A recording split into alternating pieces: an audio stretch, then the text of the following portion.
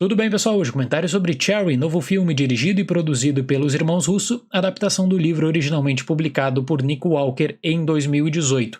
É uma aquisição da Apple e entra no streaming da empresa no dia 12 de março. A história de produção é curiosa, porque no livro o Nick Walker ele busca tratar sobre traumas de guerra, vícios e crimes cometidos, levando em conta sua experiência de vida. Ele escreveu Cherry na prisão.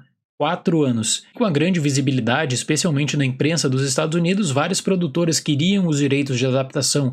A Warner já tinha em mente uma equipe, a Sony também.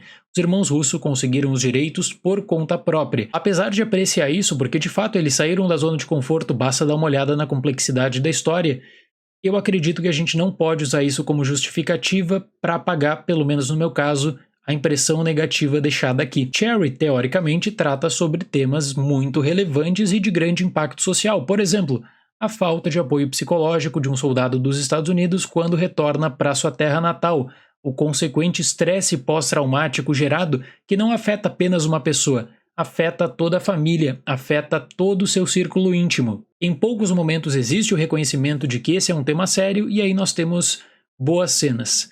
O problema é que durante boa parte da rodagem os irmãos Russo fazem de Cherry um campo de experimentos, desde a mudança no aspecto de tela até os mais variados desvios que você possa imaginar para tirar o foco da narrativa central. Poderia dar o exemplo da peculiar narração ou mesmo do uso do slow motion que não fecha em nada com a proposta. São questões que fariam todo sentido em um filme de ação, mas que infelizmente aqui acabam distraindo muito. Tom Holland interpreta Cherry, jovem que serve na guerra do Iraque como médico e que, ao retornar aos Estados Unidos, acaba se viciando em opiáceos e passa a assaltar bancos, colocando em risco até mesmo seu grande amor, Emily, interpretada por Shara Bravo. Obviamente, todo o filme foi pensado e montado em torno do personagem interpretado pelo Tom Holland, que é o menor dos problemas, acreditem.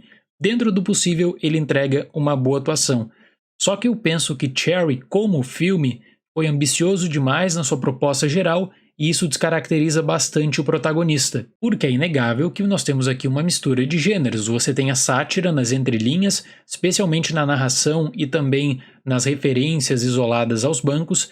Nós temos o drama, que envolve a experiência de guerra e toda a crise de opiáceos nos Estados Unidos, e por sinal é apenas um detalhe, é apenas um asterisco, não tem uma boa contextualização.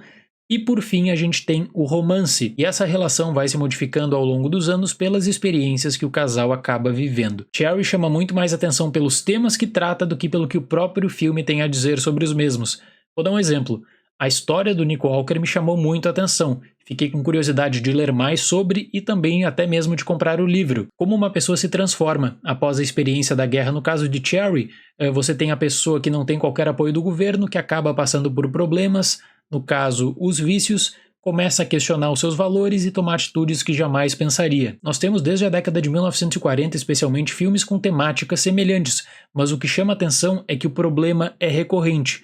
Cada guerra que passa você tem esse estresse pós-traumático, a falta de apoio e situações como apresentada em Cherry. Mas pensando na experiência do filme, tem algo que joga muito contra o desenvolvimento da narrativa, que é a divisão de capítulos, que modifica também a própria abordagem dessa trama. Na realidade, essa divisão mostra como Cherry é totalmente enjambrado, porque a ligação entre os diferentes momentos da vida do protagonista não é feita de forma natural, então em cada capítulo você tem uma espécie de ruptura. E recentemente eu tive a oportunidade de participar de um evento online sobre a produção de Cherry, e tem uma história contada pelo montador Jeff Groot que eu acredito que ela é muito interessante, que eu queria compartilhar com vocês.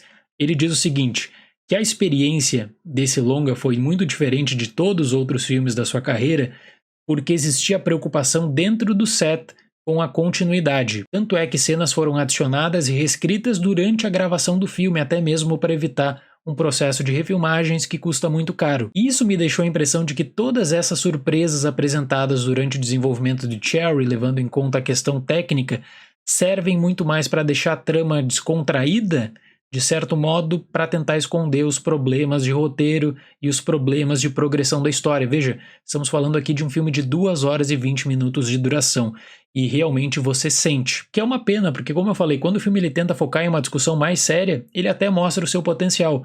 Em uma determinada cena eu senti um bom clima de tensão por envolver guerra e uma situação extrema. Você pensa, ok, essa situação aqui acabou marcando a vida daquele jovem e até tem a curto prazo um grande impacto na narrativa, mas depois vai ficando de lado. Com isso em mente, eu penso que Cherry é apenas uma adição razoável de um catálogo de um serviço de streaming que chama muito mais atenção pela curiosidade em torno dos nomes envolvidos, seja Tom Holland ou Irmãos Russo, do que pela própria qualidade do filme. Então eu fecho Cherry com a nota 5.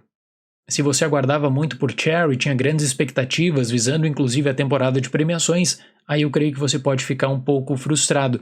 O fato é que a própria distribuidora, ao estabelecer uma longa data de embargo para críticas, mais de 2 meses após a exibição inicial, a maior de toda essa temporada de premiações, ela já imaginava que o filme não seria um sucesso tão grande assim.